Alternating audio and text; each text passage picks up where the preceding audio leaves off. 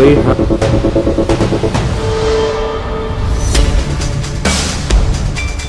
इश्क, इनकार और खूनी इंतकाम। कभी कभी मोहब्बत का नाम लेकर शुरू हुई कहानी इतनी खौफनाक मोड़ ले लेती है कि इंसानियत भी कांप उठती है। उत्तर प्रदेश के मथुरा से आई यह वारदात सिर्फ एक हत्या की कहानी नहीं, यह जुनून, गलतफहमी और अंधे गुस्से की वह दास्तान है जिसने एक हंसते खेलते परिवार को पल भर में उजाड़ दिया। अब नमस्कार स्वीकार करिए, आप देख रहे हैं नेक्स्ट जन ब्रॉडकास्ट में, हूं आपके साथ शुभम उपाध्याय। एक युवक जिसे अपनी भाभी की बहन से प्यार हो गया, एक प्रस्ताव जिसे ठुकरा दिया गया और एक शक जिसने जन्म दिया खौफनाक साजिश को। इश्क में इनकार मिला तो उसने मोहब्बत को नहीं बल्कि इंसानियत को ही मार डाला। यह कहानी है मथुरा जिले की नौझील इलाके की बघई कटेलिया गांव की।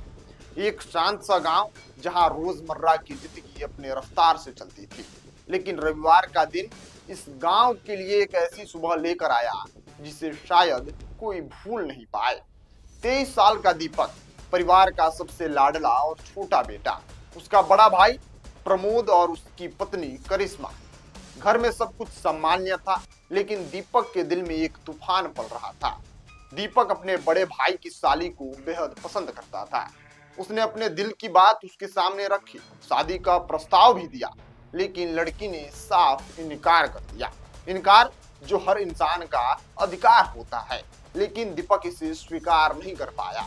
धीरे धीरे उसके मन में यह बात घर कर गई कि उसकी भाभी करिश्मा ने ही उसकी शादी में अड़ंगा लगाया है। कोई ठोस सबूत नहीं, कोई सीधी बात नहीं, बस शक, और वही शक उसके गुस्से को आग देता गया।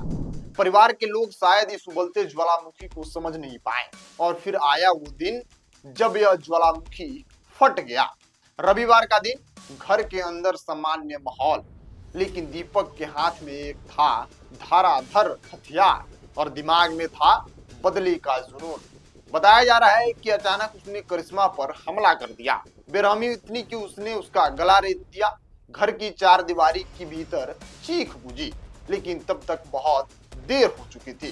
करिश्मा, जो शायद आखिरी पल तक समझ भी नहीं पाई होगी कि उसका कसूर क्या था, वो खून से लथपथ गिर पड़ी। हत्या के बाद दीपक ने खुदकुशी करने की भी कोशिश की। उसी जगह, उसी खून के बीच उसने ब्लेड से अपनी नसें काट ली, जैसे किसी फिल्म का दृश्य। लेकिन यह हकीकत है, ये भयावह हकीकत।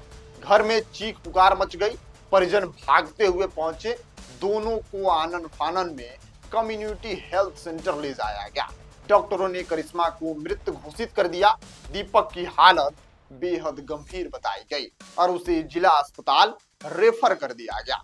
लेकिन इस कहानी का सबसे चौंकाने वाला पहलू अभी बाकी था। हत्या के बाद परिवार का रवैया सवालों के घेरे में आ गया है। पुलिस को तुरंत सूचना देने की बजाय सबूतों से छेड़छाड़ शुरू कर दी गई। हत्या में इस्तेमाल हथियार को साफ करने की कोशिश, खून से सने बिस्तर को धोकर बाहर सुखाने के लिए डाल दिया गया। कमरे में फैले खून के धब्बों को मिटाने की कोशिश की गई। अब सवाल उठता है, क्या यह घबराहट थी या किसी को बचाने की कोशिश? यह सवाल है अब जांच का हिस्सा भी है। घटना की जानकारी पुलिस को सीधे परिवार से नहीं बल्कि एक स्थानीय अस्पताल के जरिए मिली। जैसे ही सूचना पहुंची, पुलिस मौके पर पहुंची। मृतका के परिजनों की शिकायत के आधार पर हत्या और सबूत मिटाने की धाराओं में केस दर्ज किया गया। एसएसपी श्लोक कुमार ने बताया कि पूरे मामलों की गंभीरता से जांच की जा रही है। आरोपी के परिवार के सदस्यों की भूमिका भी जांच के दायरे में है।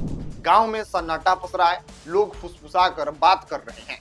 कोई यकीन नहीं कर पा रहा है कि एक तरफा मोहब्बत की नाकामी ने इतना बड़ा खून करवा दिया।